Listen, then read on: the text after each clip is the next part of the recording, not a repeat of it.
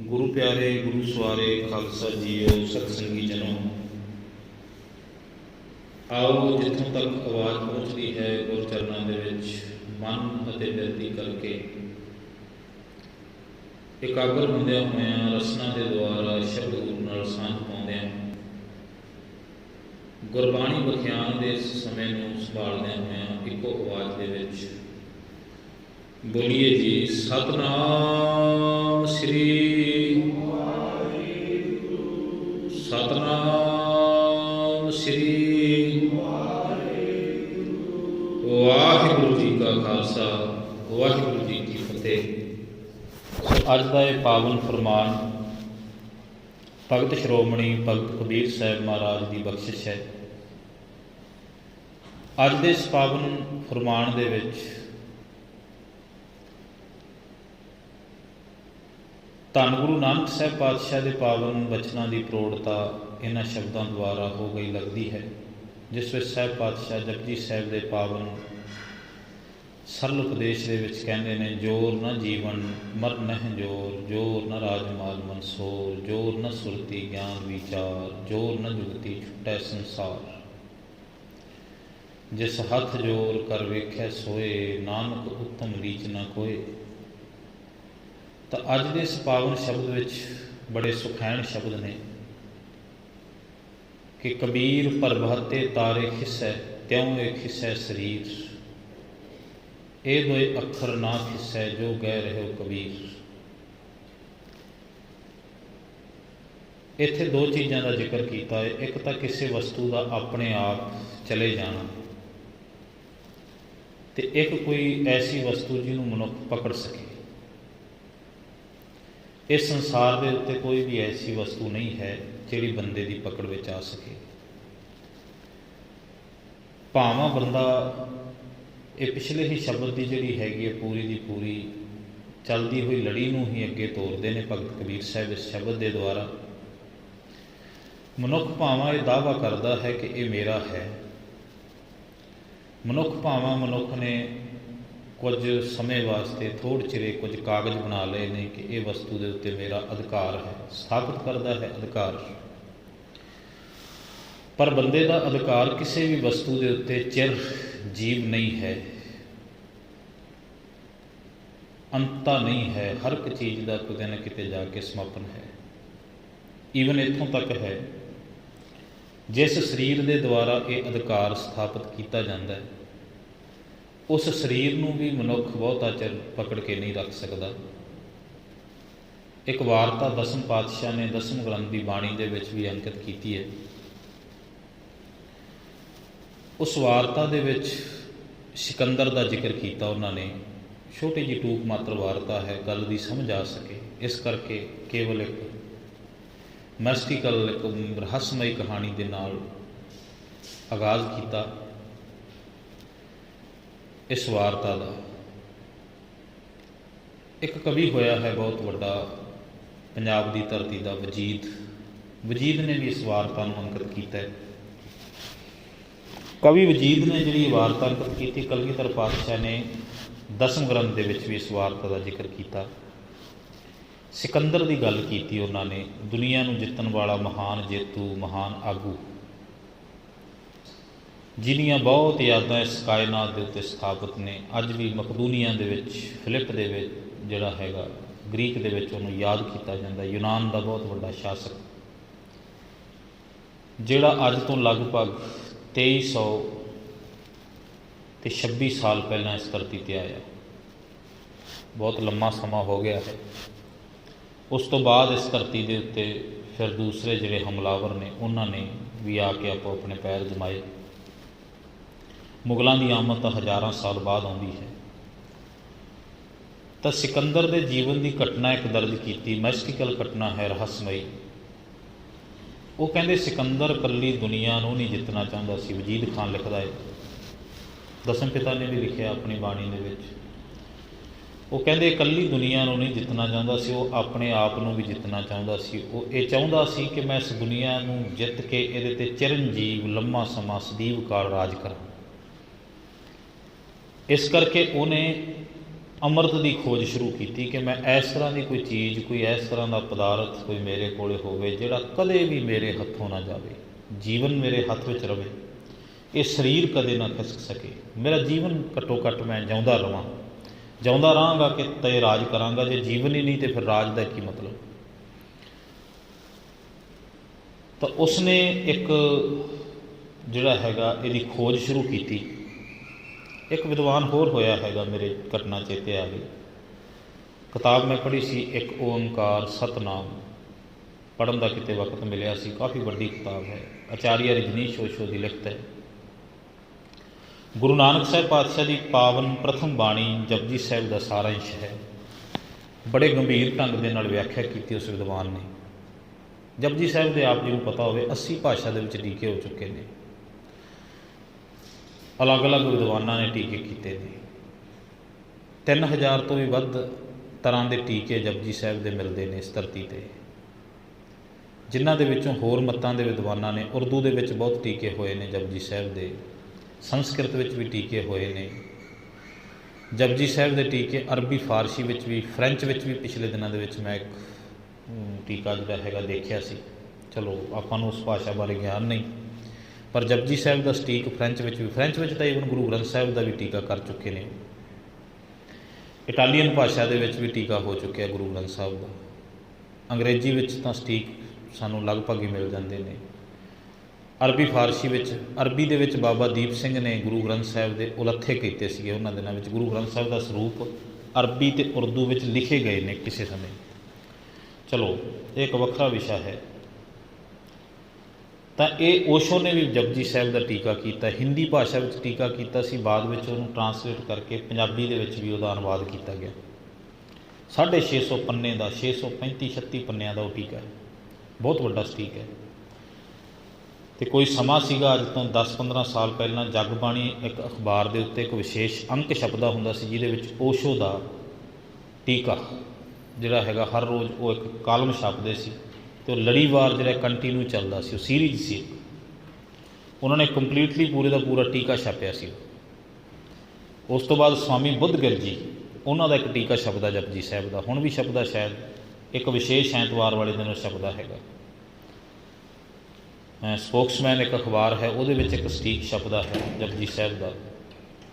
ਚਲੋ ਅਸੀਂ ਇਹਨਾਂ ਚੀਜ਼ਾਂ ਨੂੰ ਅੱਜ ਛੱਡ ਗਏ ਹਾਂ, ਅਖਬਾਰਾਂ ਪੜ੍ਹਨੀਆਂ ਜਾਂ ਇਹ ਚੀਜ਼ਾਂ ਜਿਹੜੀਆਂ ਸਾਨੂੰ ਪਤਾ ਨਹੀਂ ਹੈ। ਓਸ਼ੋ ਨੇ ਵੀ ਇਸ ਘਟਨਾ ਦਾ ਜ਼ਿਕਰ ਕੀਤਾ ਆਪਣੇ ਟੀਕੇ ਦੇ ਵਿੱਚ, ਸਿਕੰਦਰ ਵਾਲੀ ਇਸ ਘਟਨਾ ਦਾ।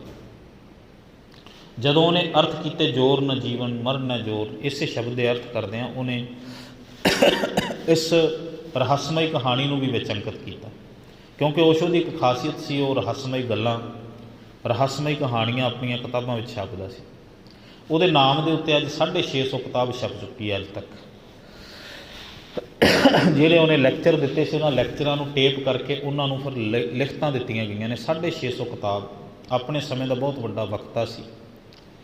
90 ਦੇ ਵਿੱਚ ਲਗਭਗ ਉਹ ਸੰਸਾਰ ਤੋਂ ਗਿਆ। ਇਸ ਸੰਸਾਰ ਤੋਂ 30 ਸਾਲ ਹੋ ਗਏ ਨੇ ਇਸ ਸੰਸਾਰ ਤੋਂ ਗਏ ਨੂੰ, ਪਰ ਉਹਨੇ ਬਹੁਤ ਨਵੀਆਂ ਗੱਲਾਂ ਜਿਹੜੀਆਂ ਸੰਸਾਰ ਨੂੰ ਦੱਸੀਆਂ। ਧਰਮ ਦੇ ਵਿਸ਼ੇ 'ਤੇ ਬਹੁਤ ਖੋਜ ਸੀ ਉਸਦੀ, ਫਿਲਾਸਫਰ ਸੀ, ਦਾਰਸ਼ਨਿਕ ਸੀ, ਦਰਸ਼ਨ ਸ਼ਾਸਤਰ ਦੀ ਜਿਹੜਾ ਹੈਗਾ ਪ੍ਰੋਫੈਸਰ ਸੀ ਉਹ। ਤਾਂ ਉਸ ਨੇ ਵੀ ਇਹ ਕਹਾਣੀ ਜਿਹੜੀ ਹੈਗੀ ਦਰਜ ਕੀਤੀ। ਓਸ਼ੋ ਲਿਖਦਾ, ਕਹਿੰਦਾ ਸਿਕੰਦਰ ਆਇਆ, ਲੱਭਦਾ ਲੱਭਦਾ ਉਸ ਝਰਨੇ ਤੱਕ ਪਹੁੰਚਿਆ, ਅਤੇ ਉਹ ਕਹਿੰਦੇ ਜਦੋਂ ਉਸ ਝਰਨੇ ਦਾ ਪਾਣੀ ਪੀਣ ਲੱਗਿਆ ਨਾ, ਇੱਕ ਝਰਨਾ ਵਗ ਰਿਹਾ ਜਿਹਦਾ ਪਾਣੀ ਪੀਣ ਦੇ ਨਾਲ ਮਨੁੱਖ ਦਾ ਜੀਵਨ ਅਮਰ ਹੋ ਜਾਵੇ, ਕਿ ਸਰੀਰ ਨੂੰ ਕਦੇ ਜੀਵਨ ਛੱਡੇ ਨਾ। ਅਤੇ ਉਹ ਕਹਿੰਦੇ ਸਿਕੰਦਰ ਜਦੋਂ ਉਸ ਪਾਣੀ ਨੂੰ ਪੀਣ ਲੱਗਿਆ, ਕੇਵਲ ਕਹਾਣੀ ਹੈ ਸਮਝਣ ਵਾਸਤੇ, ਕਹਿੰਦੇ ਉੱਥੇ ਇੱਕ ਬੁੱਢਾ ਗਿੱਧ, ਇੱਕ ਬੁੱਢੀ ਗਿਰਝ ਉਹ ਬੈਠੀ ਹੈ, ਅਤੇ ਉਹਨੇ ਸਿਕੰਦਰ ਨੂੰ ਰੋਕ ਦਿੱਤਾ ਵੀ ਇਹ ਪਾਣੀ ਨਾ ਪੀਵੀਂ, ਜੇ ਇਹ ਪਾਣੀ ਪੀ ਲਿਆ ਤਾਂ ਤੇਰੇ ਜੀਵਨ ਦੇ ਵਿੱਚ ਬੜੀ ਵੱਡੀ ਸਮੱਸਿਆ ਆ ਜਾਣੀ ਹੈ। ਅਤੇ ਸਿਕੰਦਰ ਕਹਿੰਦਾ ਵੀ ਕੀ ਕਾਰਨ? ਇਹ ਪਾਣੀ ਮੈਂ ਸੁਣਿਆ ਹੈ ਜਿਹੜਾ ਪੀ ਲੈਂਦਾ ਉਹ ਅਮਰ ਹੋ ਜਾਂਦਾ, ਉਹਨੂੰ ਪਰਤ ਕੇ ਉਹਦੀ ਮੌਤ ਨਹੀਂ ਹੁੰਦੀ, ਜਿਹੜਾ ਇਸ ਥਾਂ ਤੋਂ, ਇਸ ਪੱਤਨ ਤੋਂ ਪਾਣੀ ਪੀਂਦਾ ਹੈ। ਅਤੇ ਉਹਦਾ ਜਵਾਬ ਸੀ, ਉਹ ਕਹਿਣ ਲੱਗੀ, ਉਹ ਗਿਰਝ ਕਹਿਣ ਲੱਗੀ ਕਿ ਇਸ ਪੱਤਨ ਤੋਂ ਪਾਣੀ ਮੈਂ ਵੀ ਪੀ ਲਿਆ, ਪਰ ਕਹਿਣ ਲੱਗੀ ਹੁਣ ਸਰੀਰ ਹੱਥਾਂ 'ਚੋਂ ਖਿਸਕ ਚੁੱਕਿਆ ਹੈ, ਮਾਸ ਇਹ ਝੜ ਗਿਆ ਹੈ, ਪਰ ਕਹਿਣ ਲੱਗੇ ਹੁਣ ਜੀਵਨ ਇਸ ਸਰੀਰ ਨੂੰ ਛੱਡਣ ਦਾ ਨਾਂ ਨਹੀਂ ਲੈ ਰਿਹਾ, ਜੀਵਨ ਨਹੀਂ ਛੱਡਦਾ ਅਤੇ ਹੁਣ ਸਰੀਰ ਦੁੱਖਾਂ ਦੇ ਵਿੱਚ ਪਿਆ ਹੋਇਆ। ਹੁਣ ਮੈਂ ਚਾਹੁੰਦੀ ਹਾਂ ਕਿ ਮੇਰੀ ਮੌਤ ਹੋ ਜਾਵੇ, ਪਰ ਸਰੀਰ ਚਲਾ ਗਿਆ, ਜੀਵਨ ਕਾਇਮ ਹੈ। ਗੱਲ ਸਮਝੋ ਥੋੜ੍ਹੀ ਜਿਹੀ। ਜੀਵਨ ਕਦੇ ਵੀ ਇਸ ਸੰਸਾਰ ਤੋਂ ਜਾਂਦਾ ਹੀ ਨਹੀਂ। ਜੀਵਨ ਤਾਂ ਇਸ ਸੰਸਾਰ 'ਤੇ ਰਹਿੰਦਾ ਹੈ। ਜਿਹੜੇ ਸਾਨੂੰ ਸਰੀਰ ਮਿਲਦੇ ਨੇ ਇਹ ਸਾਨੂੰ ਪ੍ਰਾਪਤ ਹੁੰਦੇ ਨੇ ਅਤੇ ਸਾਡੇ ਕੋਲੋਂ ਚਲੇ ਜਾਂਦੇ ਨੇ।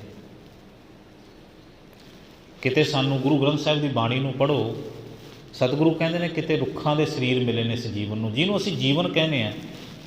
ਇਹ ਜੀਵਨ ਸਾਡਾ ਇਹ ਇਕੱਲਾ ਮਨੁੱਖੀ ਜਾਮੇ ਵਿੱਚ ਹੀ ਨਹੀਂ, ਇਹ ਜੀਵਨ ਤਾਂ ਸਦੀਆਂ ਤੋਂ ਤੁਰਿਆ ਆ ਰਿਹਾ। ਇਹ ਇੱਕ ਦਿਨ ਦਾ ਨਹੀਂ ਹੈ। ਜੀਵਨ ਹੋਰ ਹੈ, ਜਨਮ ਮਰਨ ਹੋਰ ਚੀਜ਼ ਹੈ। ਜੀਵਨ ਕੋਈ 70-80 ਸਾਲ ਦਾ ਨਹੀਂ ਹੈ। ਜਿਹਨੂੰ ਅਸੀਂ 70-80 ਸਾਲ ਕਹਿੰਦੇ, ਇਹ ਨਹੀਂ ਜੀਵਨ ਹੈ। ਜੀਵਨ ਤਾਂ ਇਸ ਕਾਇਨਾਤ ਵਿੱਚ ਰੁਮਕ ਰਿਹਾ ਹੈ ਅਤੇ ਜੀਵਨ ਹੈ ਉਸ ਦਾ ਨਾਮ, ਉਸ ਪਰਮਾਤਮਾ ਦਾ, ਉਹਦੇ ਕਰਕੇ ਜੀਵਨ ਚੱਲ ਰਿਹਾ ਹੈ। ਅਤੇ ਜਿਹੜਾ ਇਹ ਸਰੀਰ ਹੈ ਇਹ ਪਦਾਰਥਵਾਦ ਹੈ, ਇਹ ਬਣਦਾ ਹੈ, ਢਹਿ ਰਿਹਾ ਹੈ, ਇਹਦੇ ਵਿੱਚ ਤਬਦੀਲੀ ਹੈ। ਹਰ ਇੱਕ ਵਕਤ ਤਬਦੀਲੀ ਆ ਰਹੀ ਹੈ। ਜਿਹੜਾ ਕੱਲ੍ਹ ਸੀ ਉਹ ਅੱਜ ਨਹੀਂ ਹੈ, ਜਿਹੜਾ ਅੱਜ ਹੈ ਉਹ ਕੱਲ੍ਹ ਨਹੀਂ ਹੋਵੇਗਾ। ਤੁਸੀਂ ਦੇਖੋ, ਅਸੀਂ ਬਿਲਕੁਲ ਕੁਝ ਵੀ ਨਾ ਕਰੀਏ ਤਾਂ ਵੀ ਸਭ ਕੁਝ ਤਬਦੀਲ ਹੋ ਰਿਹਾ, ਬਦਲ ਰਿਹਾ ਸਾਰਾ ਕੁਝ। ਧਰਤੀ ਜਿਹੜੀ ਅੱਜ ਤੋਂ 20 ਸਾਲ ਪਹਿਲਾਂ ਸੀ ਉਹ ਅੱਜ ਨਹੀਂ ਰਹੀ। ਅੱਜ ਜਿਹੜੀ ਹੈਗੀ 20 ਸਾਲ ਨੂੰ ਨਹੀਂ ਹੋਵੇਗੀ। ਸਾਡਾ ਖਾਣਾ ਪੀਣਾ, ਪਹਿਨਣ, ਬੋਲਣ, ਸਭ ਚੀਜ਼ ਬਦਲ ਗਈ। ਹੁਣ ਬਹੁਤ ਚੀਜ਼ਾਂ ਤਾਂ ਬੰਦੇ ਨੇ ਬਦਲਣ ਦਾ ਯਤਨ ਕੀਤਾ ਤਾਂ ਬਦਲ ਗਈਆਂ, ਅਤੇ ਬਹੁਤੀਆਂ ਚੀਜ਼ਾਂ ਤਾਂ ਬੰਦੇ ਨੇ ਬਦਲਣ ਦਾ ਯਤਨ ਵੀ ਨਹੀਂ ਕੀਤਾ ਤਾਂ ਵੀ ਬਦਲ ਗਈਆਂ। ਹੁਣ ਤੁਸੀਂ ਦੇਖੋ, ਸਾਡੀ ਭਾਸ਼ਾ 'ਤੇ ਲਾਓ। ਆਹ ਪੰਜਾਬ ਦੀ ਧਰਤੀ ਦੀ ਭਾਸ਼ਾ ਕਿਸੇ ਵਕਤ ਪਾਲੀ ਭਾਸ਼ਾ ਸੀ। ਹੌਲੀ ਹੌਲੀ ਇੱਥੇ ਸੰਸਕ੍ਰਿਤ ਭਾਸ਼ਾ ਵੀ ਬੋਲੀ ਗਈ ਕਿਸੇ ਵਕਤ। ਇੱਥੇ ਮੁਲਤਾਨੀ ਭਾਸ਼ਾ ਵੀ ਬੋਲਦੇ ਰਹੇ ਨੇ, ਪਸ਼ਤੋਂ ਵੀ ਇੱਥੇ ਬੋਲੀ ਗਈ, ਲਹਿੰਦੇ ਪੰਜਾਬ ਦੀਆਂ ਬੋਲੀਆਂ, ਪੋਠੋਹਾਰੀ ਇੱਥੇ ਬੋਲੀ। ਤਾਂ ਉਹ ਬੋਲੀਆਂ ਅਸੀਂ ਬਦਲਣ ਦਾ ਯਤਨ ਨਹੀਂ ਕੀਤਾ, ਆਪਣੇ ਆਪ ਬਦਲ ਗਈਆਂ। ਸਾਡਾ ਖਾਣ ਪੀਣ ਅਸੀਂ ਬਦਲਿਆ ਨਹੀਂ, ਆਪਣੇ ਆਪ ਬਦਲ ਗਿਆ। ਜੋ ਪਿੱਛੇ ਸੀ ਉਹ ਖਤਮ ਹੋ ਗਿਆ, ਹੁਣ ਨਵਾਂ ਆ ਗਿਆ। ਅਤੇ ਅੱਜ ਤੋਂ 20 ਸਾਲ ਨੂੰ ਬੱਚੇ ਜਿਹੜੇ ਇਸ ਖਾਣੇ ਪੀਣੇ ਨੂੰ ਚੇਤੇ ਕਰਨਗੇ ਵੀ ਇਹ ਜੋ ਸੀ ਇਹ ਖਤਮ ਹੋ ਗਿਆ, ਹੁਣ ਨਵਾਂ ਕੁਝ ਇਸ ਤਰ੍ਹਾਂ ਦਾ ਹੋ ਜਾਏਗਾ। ਸ਼ਾਇਦ ਮਨੁੱਖ ਅਗਲੇ ਸਮੇਂ ਦੇ ਵਿੱਚ ਆਵੇ ਅਤੇ ਸ਼ਾਇਦ ਉਹਨੂੰ ਰੋਟੀ ਪਕਾ ਕੇ ਖਾਣੀ ਨਾ ਪਵੇ। ਇਸ ਤਰ੍ਹਾਂ ਦੀਆਂ ਕੈਪਸੂਲ, ਇਸ ਤਰ੍ਹਾਂ ਦੀਆਂ ਗੋਲੀਆਂ ਘਰ ਵਿੱਚ ਲਿਆ ਕੇ ਰੱਖੇ, ਕਿਉਂਕਿ ਹੁਣ ਆਉਣ ਲੱਗ ਪਈਆਂ ਨੇ ਐਨਰਜੀ ਦੀਆਂ ਕੈਪਸੂਲ, ਆਉਣ ਲੱਗ ਪਏ ਨੇ। ਬੰਦੇ ਨੂੰ ਥਕਾਵਟ ਹੁੰਦੀ ਹੈ। ਪਹਿਲਾਂ ਕੀ ਸੀ, ਸਰੀਰ ਜਦੋਂ ਜਵਾਬ ਦਿੰਦਾ ਸੀਗਾ ਅਤੇ ਰੋਟੀ ਖਾਧੀ ਜਾਂਦੀ ਸੀ। ਅੱਜ ਕੀ ਹੈਗਾ, ਜਦੋਂ ਸਰੀਰ ਜਵਾਬ ਦਿੰਦਾ, ਬੰਦਾ ਕੋਈ ਗੋਲੀ ਖਾਂਦਾ, ਕੋਈ ਕੈਪਸੂਲ ਖਾਂਦਾ, ਕੋਈ ਟੈਬਲੇਟਸ ਹੈ, ਅਤੇ ਸਾਰੀਆਂ ਚੀਜ਼ਾਂ ਦੀ ਵਰਤੋਂ ਕਰਦਾ ਉਹ। ਕਿਉਂ? ਕਿਉਂਕਿ ਉਹਨਾਂ ਨੇ ਐਨਰਜੀ ਦੇਣੀ ਸ਼ੁਰੂ ਕਰ ਦਿੱਤੀ। ਹੋ ਸਕਦਾ ਹੈ ਬੰਦੇ ਨੂੰ ਜਿਹੜੀ ਖੁਰਾਕ ਦੇ ਵਿੱਚੋਂ ਤਾਕਤ ਮਿਲਦੀ ਹੈ, ਅਗਲੇ 20 ਸਾਲਾਂ ਬਾਅਦ ਉਹ ਤਾਕਤ ਗੋਲੀਆਂ ਵਿੱਚੋਂ ਦੇਣੀ ਸ਼ੁਰੂ ਕਰ ਦੇਣ ਅਤੇ ਬੰਦੇ ਨੂੰ ਖੁਰਾਕ ਛੱਡਣੀ ਪੈ ਜਾਵੇ। ਹੋ ਸਕਦਾ ਹੈ ਘਰਾਂ ਵਿੱਚ ਜਿਹੜੇ ਅਸੀਂ ਅੱਜ ਵੱਡੇ ਵੱਡੇ ਕੰਟੇਨਰ 10 ਕਿਲੋ ਦੇ, 20 ਕਿਲੋ ਦੇ ਆਟੇ ਦੇ ਰੱਖੇ ਨੇ, ਉਹਦੀ ਥਾਂ 'ਤੇ ਛੋਟੇ ਛੋਟੇ ਕੰਟੇਨਰ ਅਸੀਂ ਗੋਲੀਆਂ ਦੇ ਰੱਖੀਏ ਵੀ ਆਹ ਬੱਚਿਆਂ ਦੀ ਖੁਰਾਕ ਹੈ, ਆਹ ਵੱਡਿਆਂ ਦੀ ਖੁਰਾਕ ਹੈ। ਹੋ ਕੀ ਸਕਦਾ ਹੋਵੇਗਾ ਇਸ ਤਰ੍ਹਾਂ, ਕਿਉਂਕਿ ਅਸੀਂ ਖਾਣਾ ਪੀਣਾ ਸਾਡਾ ਘੱਟ ਗਿਆ ਹੈ, ਦਵਾਈਆਂ ਵਾਲੇ ਪਾਸੇ ਅਸੀਂ ਵੱਧ ਤੁਰ ਪਏ। ਤਾਂ ਸਭ ਕੁਝ ਬਦਲ ਰਿਹਾ ਹੈ, ਸਾਰੀ ਚੀਜ਼ ਤਬਦੀਲ ਹੋ ਰਹੀ ਹੈ।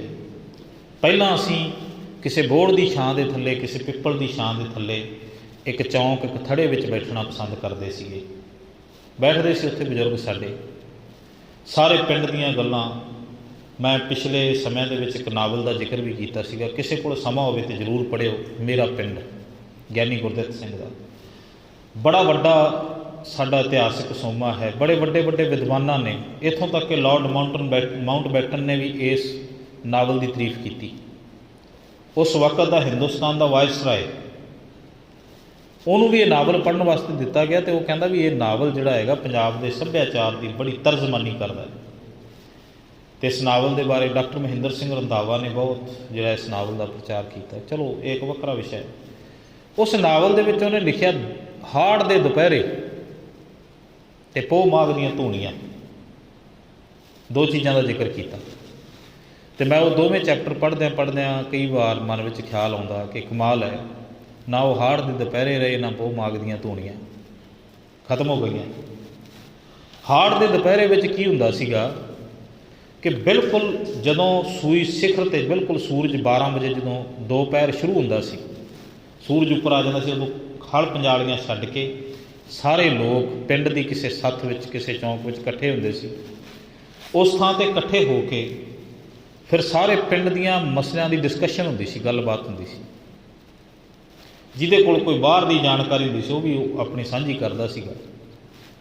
फिर पिंड दे कई मसले बैठिਆਂ बैठिਆਂ हल किए जाते सी। फलाणे दी बच्ची भाई विआहण दे लायक है, फलाणे दी धी दा भाई इस तरह करके अपने सहुरिਆਂ नाल झगड़ा चल रहा, चलो आपां हैल्प करिए, उन्हां दी मदद करिए, मेरी फलाणे थां रिश्तेदारी पैंदी है। इस तरह दीयां गल्लां करदे सन। अज जे असीं इस तरह इकट्ठे भी हुंदे तो इस तरह दीयां गल्लां नहीं करदे। किसी दी देखो, किसी दे घर की गल करनी माड़ी नहीं है, किसी दे दुख की गल करनी बुरी नहीं है, बशर्त कि असीं उहदी गल हमदर्दी नाल करिए। किसी दे दुख की गल जे मजाक नाल करदे हैं तो वह गल जिहड़ी हैगी है वो चंगी नहीं।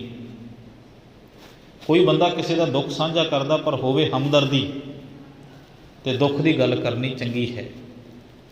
किसी का बच्चा नशियां ते लग्या, किसी की धी, किसी का पुत अपने जीवन के पंध तो भटक गया है, तो जे असीं दो बैठ के उसकी गल करते हैं, जे तो असीं कर रहे हैं उसकी गल मजाकिया लहजे विच कि ठीक है इसकी बड़ी बेपती हो रही है, बड़ी इसकी इज्जत रुल रही है, ये तो ठीक नहीं है, इनू तो चुगली निंदिया बखीली खुद ही कहांगे असीं। पर जे उस परिवार की गल असीं हमदर्दी ना करते भी भाई बेचारे नाल बहुत बुरा हो रहा है, बच्चों को बड़े प्यार नाल पालिया सी, अज कहने विच नहीं, धी का रिश्ता बड़े चंगे थां कीता सी पर ठीक नहीं मिले रिश्तेदार, पुत्र भाई नशे खा के इस तरह बीमारी दे विच फसिया होया है, बड़ी माड़ी गल है। कोई ना कोई हल करना चाहिए है, उन्होंने कोई सुजैशन कोई सलाह देनी चाहिए है। जे इस लहजे नाल किसी की गल करने तो चंगा है, क्योंकि इस तरीके दे नाल तां गुरु ग्रंथ साहिब दे विच डिस्कशनां कीतियां गईयां ने। गुरु नानक देव जी ने टिप्पणियां कीतियां ने, गुरु अंगद देव साहिब पातशाह ने, गुरु अमरदास जी ने लोकां दे दुखां दी गल कीती, लोकां दीयां समस्यावां दी गल कीती, पर केवल समस्यावां दी केवल दुखां दी गल नहीं कीती गई, उन्हां समस्यावां नूं हल करन वास्ते उपराले भी कीते। क्योंकि किसी भी समस्या के उत्ते इकल्ली गल कर लैनी ही जरूरी नहीं होंदी, डिबेट करनी जरूरी नहीं, उन्हां दे हल वास्ते तुरना भी जरूरी है। हुण बाबे ने कह दिता भी भाई जिन्नी देर तक तुहाडे हत्थां विच जान नहीं होवेगी, ताकत नहीं होवेगी, तुसीं किसी वैरी का सामना नहीं कर सकोगे तो अपने घर नूं नहीं चला सकोगे। फिर गुरु नानक देव जी ने केवल इन्ना कहा ही नहीं, वो कहते जे हत्थां विच जान चाहिए, हत्थां विच ताकत चाहिए, पहलां हल दी मुन्नी फड़नी सीखो, किरत करनी सीखो। किरत करोगे जिहड़ा हत्थ किसी दिन हल दी मुन्नी नूं ताकत नाल फड़ सकदा है, उही हत्थ किते तलवार दे मुठे नूं फड़ेगा। क्योंकि ताकत तो चाहिए ना, स्टैमिना तो चाहिए है, दम चाहिए है किसी भी काम नूं करन वास्ते। तुसीं किते देख लो फौज दे विच भर्ती वो लोग नहीं हुंदे जिहड़े बिल्कुल विहले घरां चों जांदे ने, वो घरां दे बच्चे जाके फौज विच भर्ती हुंदे ने जिहड़े पिछों उन्हां दा बैकग्राउंड किसानी दी है, खेतीबाड़ी करते हैं, हार्ड वर्क करते हैं, तो उन्होंने बच्चों को अगे जाके वक्त मिलता है। कहने का भाव कल्ला मसलिਆਂ के उत्ते गलबात नहीं की, उन्होंने मसलिਆਂ को सुलझाया भी चलो मेरा विषय नहीं है, मैं होर विषय वाल जा रहा। उन्होंने समयां दे विच की हुंदा सी, अज तो 20 साल पहलां बोर्डां थल्ले बैठते सीगे, अज वो बोर्ड पट्टे गए, पिपड़ पट्टे गए, उन्होंने थां ते की हो गया साडे घरां च निक्कियां निक्कियां बगीचियां लग गईयां। 50 फुट 100 फुट उच्चा बोर्ड 2-4 कनालों के फैलिया होया बोर्ड वो पट्टिया गया। हुण 2 मरलियां दा जां मरले दा जां अद्धे मरले दा साडे घर विच एक छोटा जिहा जिहड़ा हैगा बगीचा लग गया, तो उस बगीचे विच बैठे तो निक्के निक्के बूटे ने उहदे विच इकल्ले बैठे हैं, कोई दुनिया की डिस्कशन नहीं, कुछ नहीं। तो बदल गया, असीं अपने आप नहीं बदलिया, सब कुछ बदल गया अपने आप। सर्दी दीयां धूणियां दी थां दे उत्ते अज की होया, पो माघ की धूनी के उत्ते 4 सपेरे बैठे हुए लोग किधर गए हो? लोग उही ने, अपने आप सब कुछ बदल गया। अज उही बंदा अंदर कमरा बंद करके उहदा हीटर लग्या होया ते उहदे विच वो बैठा हैगा, बाहर नहीं निकल रहा। अपने आप सब कुछ जा रहा है, कोई शोर नहीं हो रहा, जान वेले कोई दस नहीं रही कोई भी पदार्थ साडे कोलों। फिर साडी वो ताकत समर्था साडे खाने पीने, अज देसी घ्यो साडे घरां चों चला गया हैगा, उहदी थां ते असीं मुੱਲ दा घ्यो आ गया, अपने आप आ गया। पशु धन चला गया हैगा। तुसीं हैरान होवोगे, पुरातन समय में पशु बहुत हुंदे सीगे पर इन्ना घ्यो अवेलेबल नहीं सी। अज पशु एक भी नहीं, तो कमाल है घ्यो पता नहीं कितों तुरिया आउंदा है। इसदा मतलब नकल है सारी, असल चीज़ बहुत थोड़ी मिल रही होगी। अक्सर जे दुध 1000 ਕੁਇੰਟਲ ਹੋਵੇਗਾ तो फिर वो 10वां हिस्सा जोड़ा है 100 कुइंटल घ्यो निकलेगा। फिर 10 किलो दुध चो किलो घ्यो चंगे पशुओं की जी हैगी मखनी चो निकलता सी। 10 किलो दुध रड़किया जाता सी तो फिर 1.25 किलो मक्खन आता सीगा किसी वक्त। चलो जे मैं ना भुलदा होवां तो फिर वो 1 किलो घ्यो निकलता सी। ਇਹਦਾ मतलब 10 गुणा दुध चाहिए है। पशु धन दिखाई नहीं दिंदा घ्यो कितना आ गया। ਇਹਦਾ मतलब कुछ ना कुछ डुप्लीकेसी होगी, वो नकल होगी। कहण दा भाव ਜਿਹੜੀਆਂ चीज़ां साडे हत्थां विच अज तो 20 साल पहलां सीगीआं वो अज नहीं हैं। तो जीवन तो कायम है पर उस जीवन के रहन वास्ते जिहड़ा मकान बनाया जाता हैगा वो परमात्मा सिरजदा हैगा तो किसी समय उन्होंने ढा भी दिंदा है। मकान नूं बनाउण वेले कदे मकान नूं पुछया नहीं जाता कि तैनूं बनाईए, तो मकान नूं ढाउण वेले भी नहीं पूछा जाता भी तैनूं ढा दईए। उस तरह रहन वाले बंदे नूं तो पूछा जा सकता भी तू कितना टाइम रहना है, वो तो एक अवधि है। मकान की कोई अवधि नहीं। मकान बनाउण वेले बनाउण वाला नहीं पुछदा तैनूं बना रहा मैं, ढाउण वेले ढाउण वाला नहीं पुछदा कि तैनूं ढा रहा। पर जिहड़े ने विच रहण वास्ते आउणा वो दसदा है, उसदा निश्चित समा है, लिख लिखा हुंदा है इन्ना समा रहना मैं इस मकान विच। उस तरह ये आत्मा इस शरीर दे विच हैगी, ਇਹਦੇ ਆਉਣ ਦਾ ਸਮਾਂ ਹੈਗਾ ਤੇ ਇਹਦੇ ਜਾਣ ਦਾ ਵੀ ਇੱਕ ਸਮਾਂ ਨਿਸ਼ਚਿਤ ਕੀਤਾ ਗਿਆ। ਬਦਕਿਸਮਤੀ ਇਹ ਹੈ ਕਿ ਅਸੀਂ ਇਸ ਸਮੇਂ ਨੂੰ ਸਮਝਦੇ ਨਹੀਂ। ਅੱਜ ਦੇ ਇਸ ਪਾਵਨ ਸ਼ਬਦ ਦੇ ਵਿੱਚ ਬਾਪੂ ਕਬੀਰ ਸਾਹਿਬ ਮਹਾਰਾਜ ਇਹ ਕਹਿੰਦੇ ਨੇ, ਉਹ ਕਹਿੰਦੇ ਕਬੀਰ ਭਰਬਾਤੇ ਤਾਰੇ ਖਿਸੈ। ਤਾਰਿਆਂ ਦਾ ਆਪਣਾ ਕੋਈ ਜ਼ੋਰ ਨਹੀਂ ਕਿ ਉਹ ਅਟਕ ਕੇ ਰਹਿ ਸਕਣ। ਜਦੋਂ ਹੀ ਸੂਰਜ ਚੜ੍ਹ ਗਿਆ ਤਾਰਿਆਂ ਨੂੰ ਜਾਣਾ ਹੀ ਪਵੇਗਾ। प्रभाते तारे खिस्से, खिस्से का मतलब होंदा खिसक जाना किसी चीज़ में। ਇਹਦਾ मतलब जिवें तारे हैं इन्हों पकड़िया नहीं ना जा सकता, उस तरह जो कुछ सानू दिखाई दे रहा इनू पकड़िया नहीं जा सकता। उम्र हड्डां नू खा रही ज्यों लकड़ी नू कौन, वो कहते ने जिवें पानी हैगा, पानी वगदा है, पानी के वहाव नू रोकना बड़ा कठिन है, उस तरह शरीर के वहाव नू रोकना कठिन है। बंदा यतन तो करता है रोकण का, किते बंदा यतन करता मेरियां अखां मेरे कन मेरे दंद सबूत रह सकन, अनेकां जिहड़ियां दवाइयां की वरतों करता है, फिर मेरे केस ये इस तरह रह सकन, मेरी चमड़ी इस तरह रह सके।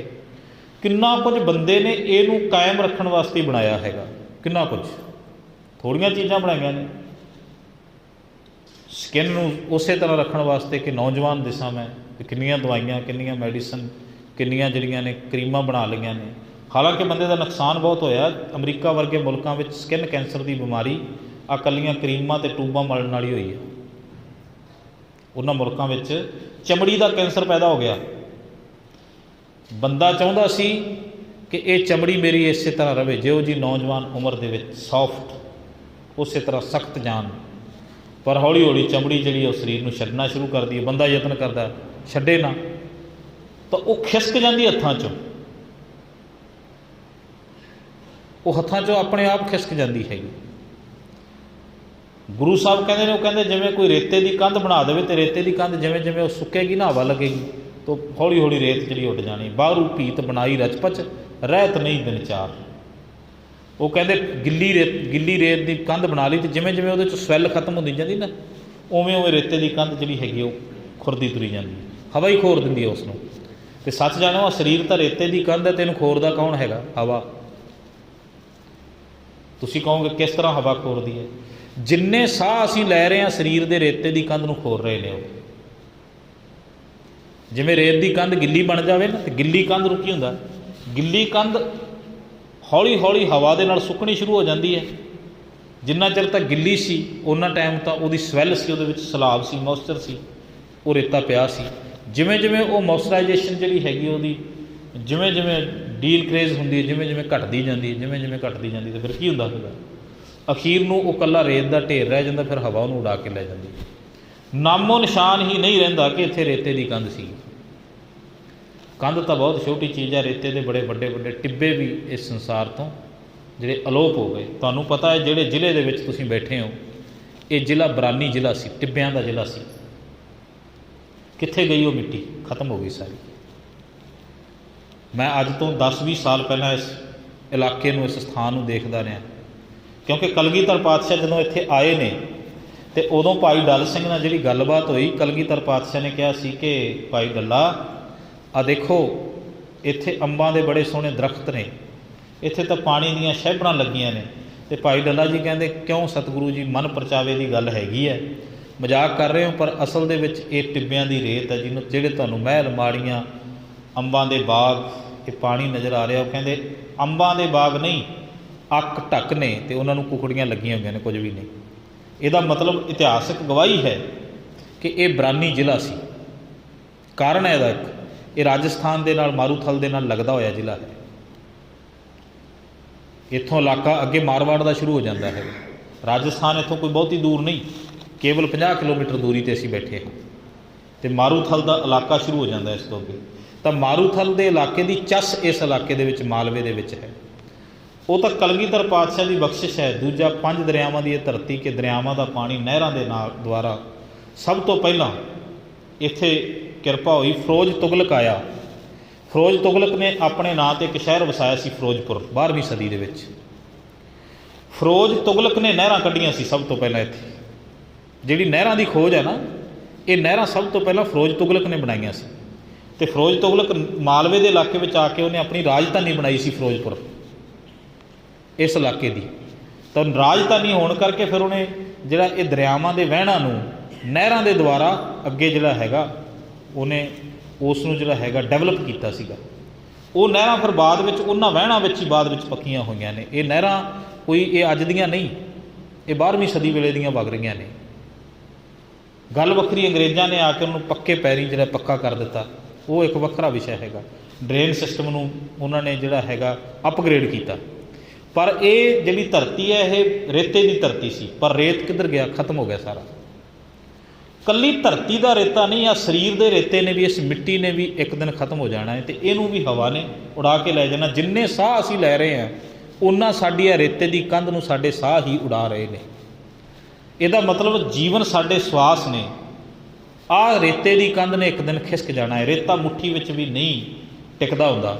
ਬਾਬਾ ਫਰੀਦ ਸਾਹਿਬ ਕਹਿੰਦੇ ਨੇ, ਉਹ ਕਹਿੰਦੇ ਫਰੀਦਾ ਜੇ ਜਾਣਾ ਤਿਲ ਥੋੜੜੇ ਸੰਭਲ ਬੁੱਕ ਭਰੀ। ਤਿਲਾਂ ਦੀ ਖੇਤੀ ਇੱਕ ਐਸੀ, ਤਿਲਾਂ ਦੀ ਫਸਲ ਇੱਕ ਐਸੀ ਫਸਲ ਹੈ, ਉਹਦਾ ਬੁੱਕ ਭਰ ਲਓ ਅਤੇ ਹੌਲੀ ਹੌਲੀ ਕਰਕੇ ਉਹ ਖਿਸਕ ਜਾਂਦੇ ਨੇ। ਖਸਖਾਸ ਹੋ ਗਈ, ਤਿਲ ਹੋ ਗਏ, ਫਿਰ ਇੱਕ ਹੋਰ ਬਰੀਕ ਅਨਾਜ ਹੈ ਰਾਈ, ਫਿਰ ਇੱਕ ਹੋਰ ਅਨਾਜ ਹੈ ਕੋਧਰਾ, ਇਹ ਵੀ ਬਰੀਕ ਹੁੰਦਾ ਹੈਗਾ। ਬਾਜਰਾ, ਇਹ ਥੋੜ੍ਹੇ ਜਿਹੇ ਮੋਟੇ ਅਨਾਜ ਨੇ। ਤਾਂ ਇਹ ਅਨਾਜ ਜਦੋਂ ਤਿਲਾਂ ਨੂੰ ਹੱਥਾਂ ਵਿੱਚ ਫੜਿਆ ਜਾਂਦਾ ਹੈ, ਮੁੱਠੀ ਵਿੱਚ ਘੁੱਟ ਕੇ, ਇੱਕ ਤਾਂ ਬਹੁਤਾ ਕਿਸੇ ਚੀਜ਼ ਨੂੰ ਫੜਿਆ ਨਹੀਂ ਜਾ ਸਕਦਾ। ਮੁੱਠੀ ਵਿੱਚ ਤਾਂ ਜੀਵਨ ਨੂੰ ਤੁਸੀਂ ਕਿਵੇਂ ਪਕੜੋਗੇ? ਤੁਸੀਂ ਤੁਹਾਡੀ ਮੁੱਠੀ ਦੇ ਵਿੱਚ ਦੁਨੀਆ ਦੀ ਕੋਈ ਵੀ ਚੀਜ਼, ਅਸੀਂ 10 ਮਿੰਟ ਵਾਸਤੇ ਵੀ ਕਿਸੇ ਚੀਜ਼ ਨੂੰ ਫੜ ਲਈਏ ਨਾ, ਅਤੇ ਕਹਿ ਦਈਏ ਵੀ 10 ਮਿੰਟ ਵਾਸਤੇ ਵੀ ਜ਼ੋਰ ਨਾਲ ਇਹਨੂੰ ਫੜ ਕੇ ਰੱਖਣਾ ਹੈ, ਤੁਸੀਂ 10 ਮਿੰਟ ਵਾਸਤੇ ਵੀ ਕਿਸੇ ਚੀਜ਼ ਨੂੰ ਜ਼ੋਰ ਨਾਲ ਫੜ ਨਹੀਂ ਸਕੋਗੇ। ਮੁੱਠੀ ਆਪਣੇ ਆਪ ਢਿੱਲੀ ਹੋ ਜਾਏਗੀ, ਜਿੰਨਾ ਮਰਜ਼ੀ ਤਾਣ ਲਾਈ ਚੱਲੋ, ਥੱਕ ਜਾਓਗੇ। ਜਦੋਂ ਇੱਕ ਨਿੱਕੀ ਜਿਹੀ ਚੀਜ਼ ਨੂੰ ਸਾਡੀ ਮੁੱਠੀ ਨਹੀਂ ਫੜ ਸਕਦੀ, ਅਤੇ ਫਿਰ ਇਸ ਜੀਵਨ ਨੂੰ ਕਿਵੇਂ ਫੜੇਗੀ ਇਹ ਮੁੱਠੀ? ਸਾਡੀ ਬੇਵਕੂਫੀ ਅਤੇ ਬਦਕਿਸਮਤੀ ਇਹ ਹੈ ਕਿ ਅਸੀਂ ਹਰ ਇੱਕ ਚੀਜ਼ ਨੂੰ ਮੁੱਠੀ ਵਿੱਚ ਫੜਨ ਦਾ ਯਤਨ ਕਰਦੇ ਹਾਂ। ਅਤੇ ਬੰਦੇ ਦੇ ਬਜ਼ੁਰਗ ਹੋਣ 'ਤੇ ਥੱਕਣ ਦਾ ਵੱਡਾ ਕਾਰਨ ਵੀ ਇਹ ਹੈ ਕਿ ਉਹਨੇ ਜਵਾਨੀ ਵੇਲੇ ਹਰ ਇੱਕ ਚੀਜ਼ ਨੂੰ ਬੜੇ ਜ਼ੋਰ ਨਾਲ ਫੜਿਆ ਹੁੰਦਾ। ਉਹ ਜ਼ੋਰ ਨਾਲ ਫੜਦਾ ਫੜਦਾ ਹੀ ਥੱਕ ਜਾਂਦਾ, ਅਤੇ ਅਖੀਰ ਨੂੰ ਹੱਥਾਂ ਦਾ ਤੰਤ ਹੀ ਹਾਰ ਜਾਂਦਾ ਉਹਦਾ। ਉਹਨੇ ਭੱਜ ਭੱਜ ਕੇ ਹਰ ਇੱਕ ਚੀਜ਼ ਨੂੰ ਫੜਿਆ ਹੁੰਦਾ, ਅਤੇ ਇੰਨਾ ਭੱਜਦਾ ਅਖੀਰ ਨੂੰ ਤੁਰਨੋਂ ਵੀ ਰਹਿ ਜਾਂਦਾ ਹੈਗਾ। ਉਹਨੇ ਹਰ ਇੱਕ ਚੀਜ਼ 'ਤੇ ਬੜੀ ਨਿਗਾਹ ਰੱਖੀ ਹੁੰਦੀ ਹੈ ਜਵਾਨੀ ਦੇ ਵੇਲੇ, ਮੇਰੀਆਂ ਅੱਖਾਂ ਤੋਂ ਪਾਸੇ ਨਾ ਹੋ ਜਾਵੇ। ਅਤੇ ਇਸ ਤਰ੍ਹਾਂ ਹੁੰਦਾ ਕਿ ਇੱਕ ਦਿਨ ਦਿਸਣੋਂ ਹੀ ਹਟ ਜਾਂਦਾ ਹੈਗਾ। ਹਰ ਇੱਕ ਚੀਜ਼ ਨੂੰ ਕਨਵਿੰਸ ਕਰਨ ਵਾਸਤੇ ਬੜਾ ਬੋਲਿਆ ਹੁੰਦਾ ਹੈ, ਜੀਭ ਦਸਲਿਆਉਣ ਲੱਗ ਜਾਂਦੀ ਹੈ। ਹਰ ਇੱਕ ਚੀਜ਼ ਨੂੰ ਕੰਨਾਂ ਦੇ ਦੁਆਰਾ ਅੰਦਰ ਲਿਜਾਣਾ ਚਾਹੁੰਦਾ, ਸੁਣਨਾ ਚਾਹੁੰਦਾ, ਕੰਨ ਹੰਭ ਜਾਂਦੇ ਨੇ। ਆਪਣੇ ਦਿਮਾਗ ਵਿੱਚ ਹਰ ਇੱਕ ਚੀਜ਼ ਯਾਦ ਰੱਖਣ ਦਾ ਜਿੰਨਾ ਯਤਨ ਕਰਦਾ, ਸੁਰਤ ਓਨੀ ਜਵਾਬ ਦੇ ਜਾਂਦੀ ਹੈ। ਅਖੀਰ 'ਤੇ ਜਾ ਕੇ ਬਜ਼ੁਰਗ ਦੇਖਿਓ ਕਿਤੇ ਛੋਟੀ ਛੋਟੀ ਗੱਲ ਨੂੰ ਭੁੱਲ ਜਾਂਦੇ ਨੇ। ਕਾਰਨ ਕੀ ਹੈ? ਬਹੁਤ ਯਾਦ ਕਰਨ ਦਾ ਯਤਨ ਕੀਤਾ ਸੀਗਾ ਤਾਂ ਭੁੱਲ ਗਏ। ਜਿੰਨਾ ਕਿਸੇ ਚੀਜ਼ ਨੂੰ ਵੱਧ ਪਕੜਨ ਦਾ ਯਤਨ ਕਰਦੇ ਆ, ਓਨਾ ਹੀ ਛੇਤੀ ਉਹ ਥੱਕਦੀ ਹੈ।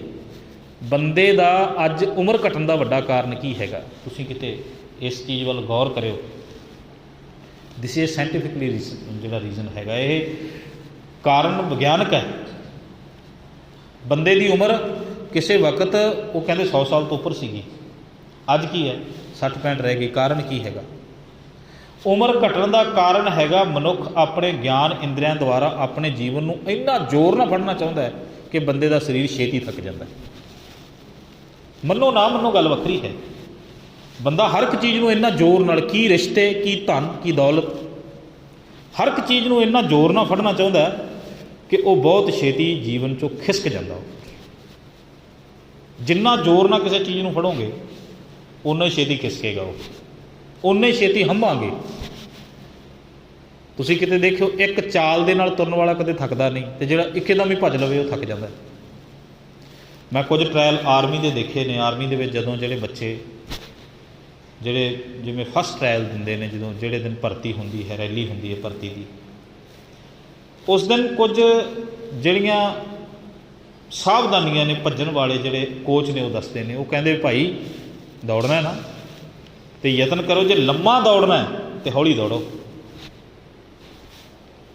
100 ਮੀਟਰ ਭੱਜਣਾ ਹੈ ਤਾਂ ਫਿਰ ਪੂਰਾ ਸਪੀਡ ਨਾਲ ਭੱਜ ਸਕਦੇ ਹੋ ਤੁਸੀਂ, ਪਰ 200 ਮੀਟਰ ਭੱਜਣਾ ਤਾਂ ਉਹੀ ਸਪੀਡ ਨਹੀਂ ਰਹੇਗੀ। ਜਿਹਨੇ 400 ਮੀਟਰ ਦੌੜਨਾ ਹੈ ਉਹਦੀ ਸਪੀਡ ਹੋਰ ਘੱਟ ਜਾਏਗੀ। ਅਤੇ ਜਿਹੜੇ 15-15 ਹਜ਼ਾਰ ਮੀਟਰ ਦੌੜਦੇ ਨੇ, ਜਿਨ੍ਹਾਂ ਨੇ ਵਰਲਡ ਰਿਕਾਰਡ ਬਣਾਏ ਨੇ, ਉਹ ਇਸ ਤਰ੍ਹਾਂ ਨਹੀਂ ਭੱਜਦੇ ਜਿਵੇਂ 100 ਮੀਟਰ ਵਾਲਾ ਭੱਜਦਾ ਹੈ। 15,000 ਮੀਟਰ ਦੌੜਨ ਵਾਲੇ ਨੂੰ ਬੜਾ ਹੌਲੀ ਦੌੜਨਾ ਪਏਗਾ, ਫਿਰ ਕਿਤੇ ਲੰਮਾ ਦੌੜ ਸਕੇਗਾ। ਅਤੇ ਜੇ ਉਸੇ ਸਪੀਡ ਨਾਲ ਭੱਜੇਗਾ ਤਾਂ ਥੋੜ੍ਹੀ ਜਿਹੀ ਵਾਟ ਜਾ ਕੇ ਖੱਲ ਭਰ ਜਾਏਗੀ, ਬੱਖੀ ਭਰ ਜਾਣਾ ਕਹਿ ਦਿੰਦੇ ਅਸੀਂ। ਜੇ 50 ਕਦਮ ਦੌੜਨਾ ਤਾਂ ਭੱਜ ਕੇ ਦੌੜ ਸਕਦੇ ਹੋ। ਕਹਿਣ ਦਾ ਭਾਵ ਜਿੰਨੀ ਦੌੜ ਵੱਧ ਹੋਏਗੀ ਓਨਾ ਸਾਨੂੰ ਛੇਤੀ ਥਕਾਵਟ ਆਏਗੀ, ਅਤੇ ਜਿੰਨੀ ਦੌੜ ਸਲੋ ਹੋਵੇਗੀ ਓਨਾ ਅਸੀਂ ਲੰਮਾ ਦੌੜ ਸਕਾਂਗੇ। ਦੌੜ ਲੰਮੀ ਧੀਮੀ, ਅਤੇ ਜਦੋਂ ਦੌੜ ਤੇਜ਼ ਹੋ ਗਈ ਫਿਰ ਦੌੜ ਛੋਟੀ ਹੋ ਜਾਂਦੀ ਹੈ। ਅਸੀਂ ਜੀਵਨ ਵਿੱਚ ਇੰਨੀ ਦੌੜ ਬਣਾ ਲਈ, ਇੰਨਾ ਦੌੜਨ ਲੱਗ ਪਏ, ਜੀਵਨ ਹੀ ਛੇਤੀ ਮੁਕਾ ਲਿਆ। ਅੱਜ ਉਮਰਾਂ ਦੇ ਘਟਣ ਦਾ ਵੱਡਾ ਕਾਰਨ ਹੈ ਬੰਦੇ ਦੀ ਪਕੜ। ਸਵਾਸਾਂ ਦੀ ਡੋਰੀ ਨੂੰ ਬਹੁਤ ਛੇਤੀ ਖਤਮ ਕਰ ਦਿੰਦਾ ਹੈ ਬੰਦਾ, ਅਤੇ ਸਵਾਸਾਂ ਦੀ ਪੂੰਜੀ ਅਸੀਂ ਲੈ ਕੇ ਆਏ ਹਾਂ ਸੰਸਾਰ 'ਚ। ਜਿਸ ਦਿਨ ਮਿਥੇ ਹੋਏ ਸਵਾਸ, ਕਿਉਂਕਿ ਬੰਦੇ ਦੀ ਜਿਹੜੀ ਅਗਰੈਸਿਵਨੈਸ ਹੈ ਨਾ, ਅਗਰੈਸਿਵਨੈਸ ਬੰਦੇ ਦਾ ਜਿਹੜਾ ਕਾਹਲਾਪਨ ਹੈ, ਤੁਹਾਨੂੰ ਪਤਾ ਹੋਵੇ ਸਵਾਸਾਂ ਦੀ ਗਤੀ ਨੂੰ ਵੀ ਤੇਜ਼ ਕਰ ਦਿੰਦਾ। ਮੈਡੀਟੇਸ਼ਨ ਕਰਨ ਵਾਸਤੇ ਸਾਨੂੰ ਕਿਉਂ ਕਿਹਾ ਗਿਆ? ਸਿਮਰਨ ਕਰਨ ਵਾਸਤੇ ਕਿਉਂ ਕਹਿੰਦੇ ਨੇ? ਸਿਮਰਨ ਦੇ ਨਾਲ ਸਾਡੀ ਬਰੀਦਿੰਗ ਸਿਸਟਮ ਸਟੇਬਲ ਹੁੰਦੀ ਹੈ। ਸਾਡੇ ਸਾਹਾਂ ਦੀ ਜਿਹੜੀ ਗਤੀ ਹੈ ਨਾ, ਉਹ ਇੱਕ ਸਟੇਬਲ ਸਥਿਤੀ ਦੇ ਵਿੱਚ ਆ ਜਾਂਦੀ ਹੈ। ਤੁਸੀਂ ਵਾਹਿਗੁਰੂ ਸਿਮਰਨ ਕਰੋ, 4 ਚੁਫੇਰੇ ਧਿਆਨ ਹਟਾ ਕੇ ਇੱਕ ਥਾਂ 'ਤੇ ਕੌਨਸਨਟਰੇਟ ਕਰਕੇ, ਤੁਹਾਡੇ ਸਾਹਾਂ ਦੀ ਗਤੀ ਜਿਹੜੀ ਹੈਗੀ ਹੈ ਬਿਲਕੁਲ ਧੀਮੀ ਹੋ ਜਾਏਗੀ। ਇਸੇ ਨੂੰ ਪ੍ਰਾਣਾਯਾਮ ਕਹਿੰਦੇ ਨੇ। ਬਹੁਤ ਲੋਕ ਤਾਂ ਕਹਿੰਦੇ ਨੇ ਐਵੇਂ ਜੀ ਗੱਲਾਂ ਹੀ ਬੜੀਆਂ ਨੇ, ਪਰ ਸਭ ਕੁਝ ਬੰਦੇ ਨਾਲ ਵਾਪਰ ਰਿਹਾ, ਬੰਦਾ ਮੰਨਦਾ ਨਹੀਂ ਇਹਨਾਂ ਗੱਲਾਂ ਨੂੰ।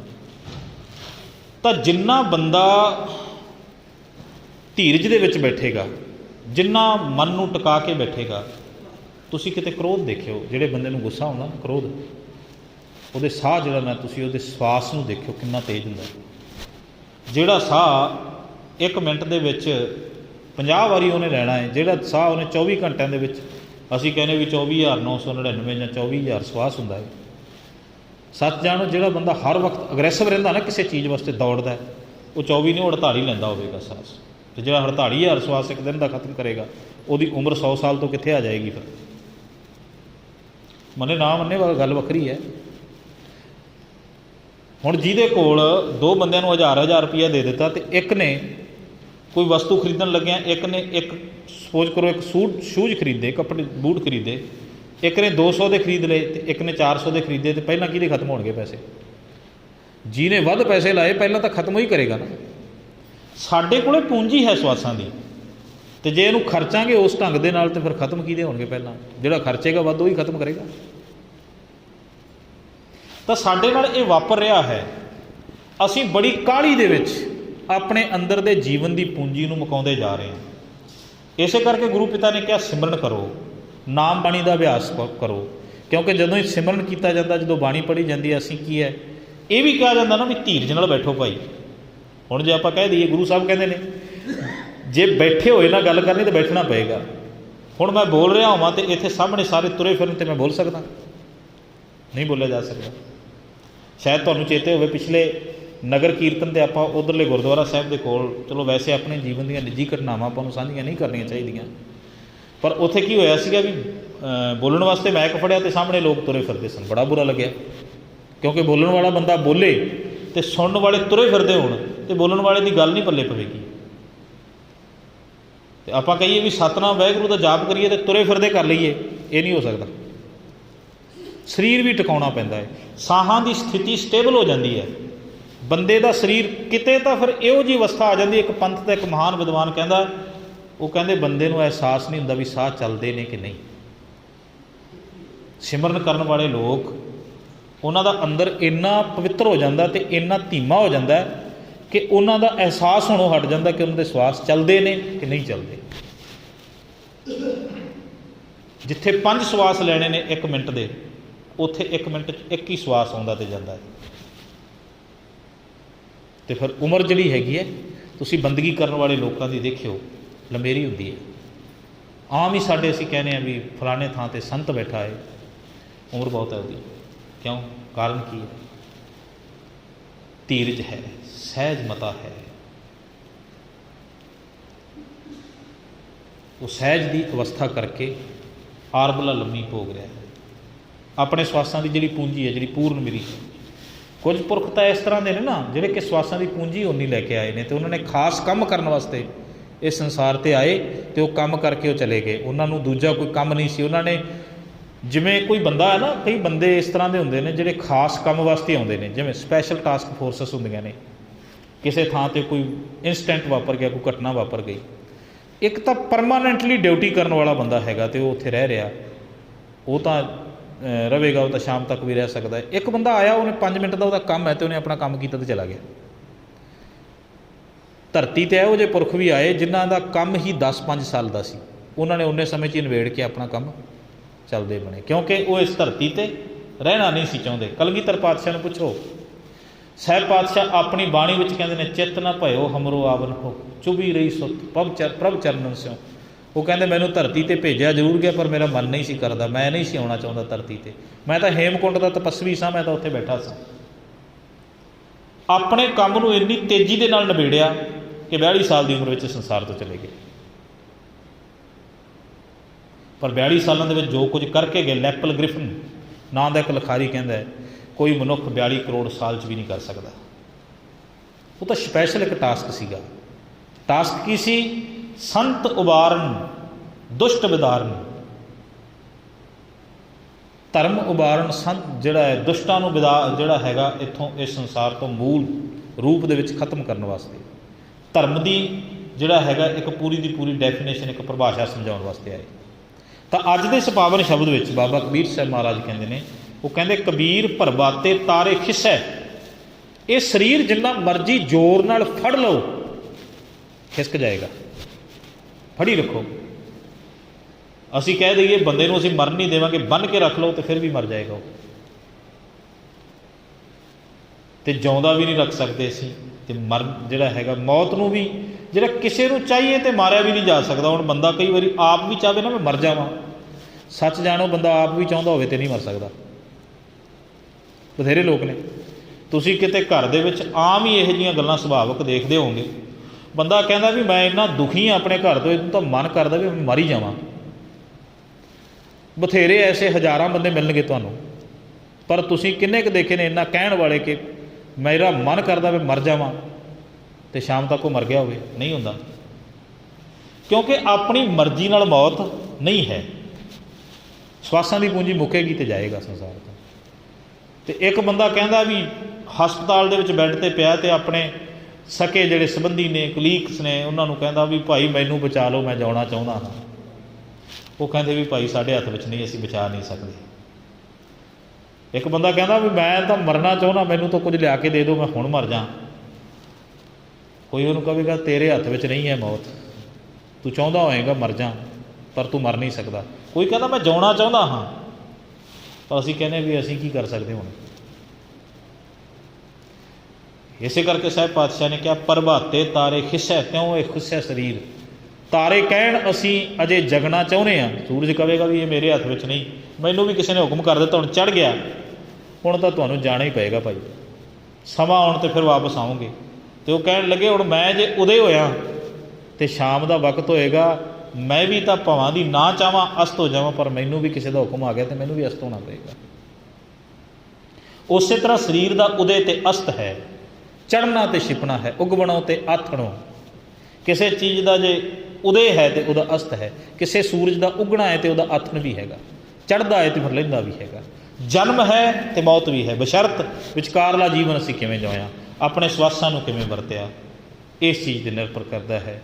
ਅਤੇ ਉਹਨਾਂ ਸਵਾਸਾਂ ਨੂੰ ਜੇ ਰਾਮ ਦੇ ਨਾਮ ਦੇ ਨਾਲ ਉਸ ਜੀਵਨ ਨੂੰ ਜੋੜ ਲਿਆ ਜਾਵੇ ਤਾਂ ਉਹ ਕਹਿੰਦੇ ਇਹ ਦੋਏ ਅੱਖਰ ਨਾ ਖਿੱਸੈ ਜੋ ਗਹਿ ਰਹੇ ਹੋ ਕਬੀਰ। ਇੱਕ ਹੀ ਚੀਜ਼ ਫੜੀ ਜਾ ਸਕਦੀ ਹੈ, ਨਾਮ, ਕਿਉਂਕਿ ਬਾਕੀ ਸਭ ਕੁਝ ਖਤਮ ਹੋਣ ਵਾਲਾ ਹੈ, ਨਾਮ ਇਕੱਲਾ ਖਤਮ ਨਹੀਂ ਹੁੰਦਾ, ਸ਼ਬਦ ਦਾ ਸਾਰ ਖਤਮ ਨਹੀਂ ਹੁੰਦਾ। ਐਨਰਜੀ ਜਿਹੜੀ ਹੈਗੀ, ਜਿਹਨੂੰ ਕਲਗੀਧਰ ਪਾਤਸ਼ਾਹ ਕਹਿੰਦੇ ਨੇ, ਨਾ ਬਾੜ ਹੈ ਨਾ ਘਾਟ ਹੈ ਨਾ ਘਾਟ ਬਾੜ, ਹੋਤ ਹੈ ਜ਼ਮੀਨ ਜ਼ਮਾਨ ਕੇ ਵਿਖੇ ਸਮਸਤ ਏਕ ਜੋਤ ਹੈ। ਸੋ ਇੰਨੀਆਂ ਕੁ ਬੇਨਤੀਆਂ ਪ੍ਰਵਾਨ ਕਰਨੀਆਂ। ਹੁਣ ਤਾਈਆਂ ਦੇ ਲਿਖੇ ਮਨ ਦੇ ਜਾਚਕ ਹਾਂ। ਭੁੱਲਾਂ ਸਾਡੀਆਂ ਝੋਲੀ ਸਾਡੀ, ਚੰਗੀਆਂ ਗੱਲਾਂ ਗੁਰਾਂ ਦੀਆਂ ਜਾਣਦਿਆਂ ਹੋਇਆਂ ਹਿਰਦੇ ਵਿੱਚ ਵਸਾਇਓ, ਰਸਨਾ ਨੂੰ ਕਰਿਓ ਪਵਿੱਤਰ। ਬੁਲਾਈਏ ਜੀ ਫਤਿਹ। ਵਾਹਿਗੁਰੂ ਜੀ ਕਾ ਖਾਲਸਾ, ਵਾਹਿਗੁਰੂ ਜੀ ਕੀ ਫਤਿਹ। ਵਾਹਿਗੁਰੂ ਸਾਹਿਬ ਜੀਓ, ਸਿੱਖੋ ਸ਼ਬਦ ਪਿਆਰਿਓ।